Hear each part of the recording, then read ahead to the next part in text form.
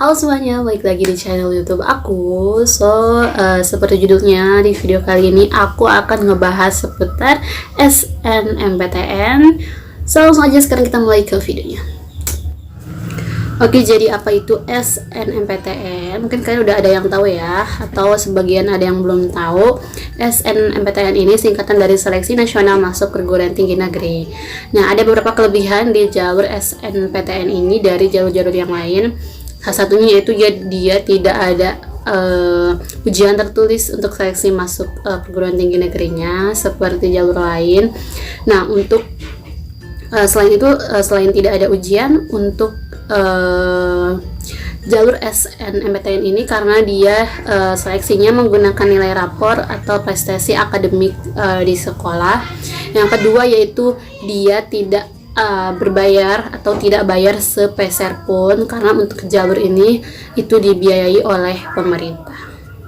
Satu kekurangannya untuk jalur SNMPTN ini yaitu kuota penerimaannya yang sedikit, hanya sekitar 20% saja. Jika di jalur contohnya SBMPTN itu kuota penerimaan masuknya 80%. Nah, untuk di SNMPTN ini hanya 20% saja, which is di jalur SNMPTN ini hanya sedikit siswa yang akan diterima di jalur SNMPTN.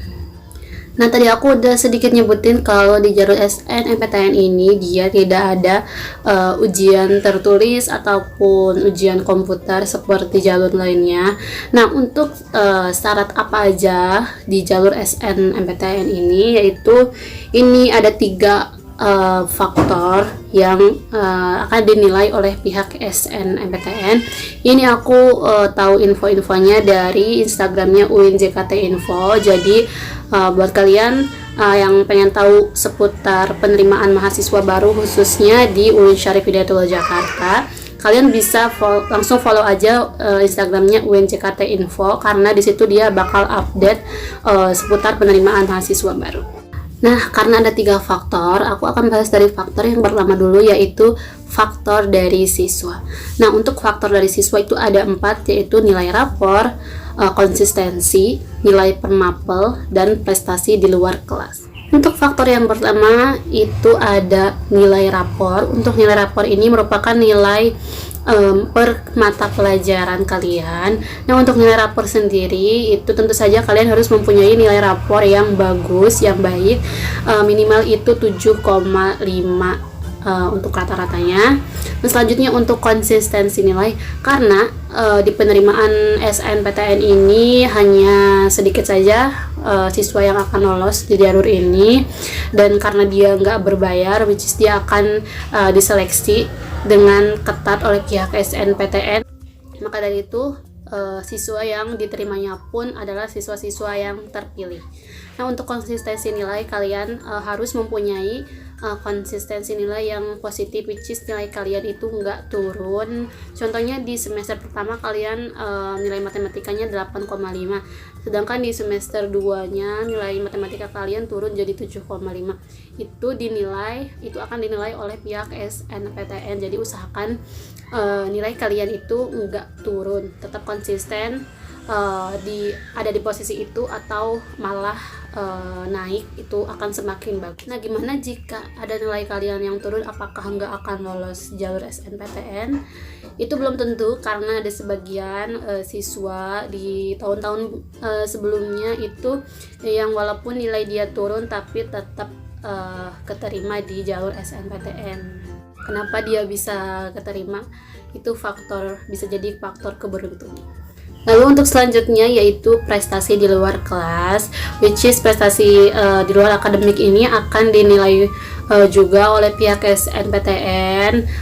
Jadi kalau kalian punya prestasi di luar akademik, contohnya kalian pernah mengikuti olimpiade matematika, olimpiade fisika, itu kalian bisa melampirkan nanti bukti sertifikatnya di saat daftar di jalur SNMPTN, karena itu akan sangat dinilai oleh pihak SNMPTN untuk prestasi di luar akademik ini.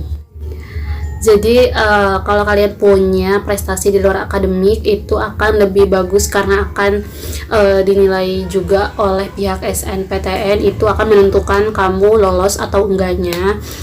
Jadi kamu bisa menyantumkan entah itu piagam atau sertifikat hasil prestasi di luar akademik kali. Contohnya kalian pernah mengikuti lomba Olimpiade Matematika dan kalian juara 1 atau juara 2, itu kalian bisa banget nyantumin sertifikat atau piagamnya nanti saat pendaftaran. Nah, gimana kalau kalian misalnya punya banyak prestasi, kalian punya banyak sertifikat, piagam atau lain-lain, itu kalian cukup menyantumkan 3 piagam atau sertifikat terbaik kalian di jalur SNPTN. Nah, sertifikat seperti apa yang harus kalian cantumkan? Tadi aku udah menyinggung yang pertama, yaitu sertifikat Olimpiade, atau kalian bisa menyantumkan sertifikat lomba akademik ataupun non-akademik. Akademik ini contohnya kalian mengikuti lomba misalnya lomba cerdas cermat, itu juga bisa.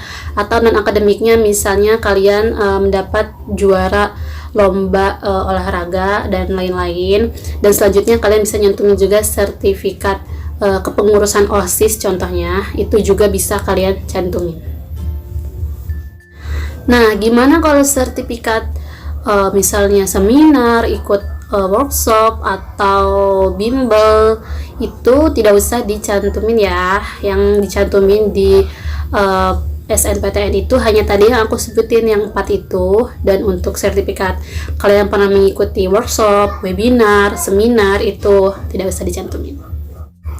Selanjutnya faktor kedua yaitu faktor dari sekolah, yaitu faktor akreditasi dan prestasi sekolah dan juga record alumni dari sekolah itu. Untuk akreditasi dan prestasi sekolah, tentu saja akreditasi sekolah itu juga menjadi bahan penilaian di jalur SNPTN. Jika sekolah kalian itu mempunyai akreditasi A, itu akan lebih bagus, akan lebih banyak peluang kalian untuk lolos di jalur SNPTN. Dan selanjutnya untuk prestasi sekolah juga, jika sekolah kalian mempunyai banyak prestasi, pernah mengikuti lomba-lomba yang diselenggarakan entah itu di tingkat provinsi, kabupaten, dan lain-lain, itu akan lebih bagus karena itu juga akan dinilai oleh pihak SNPTN. Selanjutnya untuk record alumni di sekolah itu, tentu saja ya, jika sekolah kalian mempunyai banyak alumni-alumni yang berhasil masuk di perguruan tinggi negeri, contohnya UI atau universitas negeri lainnya, itu akan lebih bagus karena itu akan menjadi bahan pertimbangan juga di seleksi SNPTN. Nah, contoh lainnya, selain banyak siswa yang masuk perguruan tinggi negeri, jika ada mahasiswa yang lulus dengan mempunyai IPK tinggi, itu juga akan menjadi pertimbangan untuk seleksi SNPTN. Nah, gimana kalau sekolah kalian nggak banyak record alumninya yang berhasil masuk perguruan tinggi negeri? Itu nggak apa-apa, kalian bisa daftar aja. Karena aku pun berasal dari MA, Madrasah Aliyah, yang dimana nggak banyak siswa yang lulus dari sekolah itu yang masuk ke perguruan tinggi negeri, tapi alhamdulillah aku tetap bisa masuk di perguruan tinggi negeri. Selanjutnya untuk faktor yang terakhir, faktor yang ketiga, yaitu faktor lain-lain, itu yaitu faktor pengembangan SDM di daerah, prioritas pemilihan jurusan, dan juga aturan khusus di tiap PTN. Nah, untuk pengembangan SDM daerah, contohnya itu di daerah kalian itu SDM-nya itu masih kurang, contohnya masih langka guru-guru, dokter, atau jurusan-jurusan lainnya yang menyangkut kesejahteraan di daerah kalian, itu akan menjadi penilaian juga kalian akan diterima atau enggaknya di jalur SNPTN.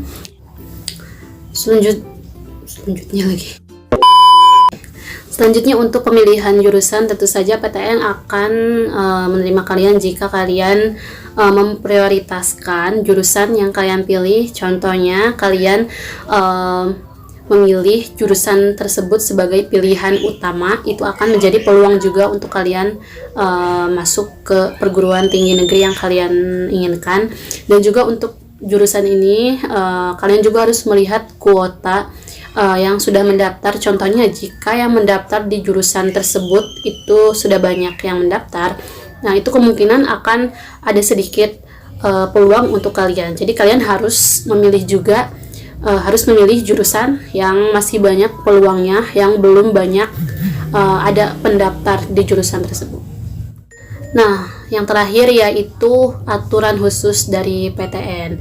Nah, karena tiap PTN ini mempunyai syarat dan kebijakannya masing-masing, kalian juga harus menerima syarat dari PTN tersebut. Contohnya jika di UIN Jakarta itu memiliki syarat dan ketentuan yang berbeda, maka kalian juga harus memperhatikan aturan dari perguruan tinggi negeri yang kalian pilih.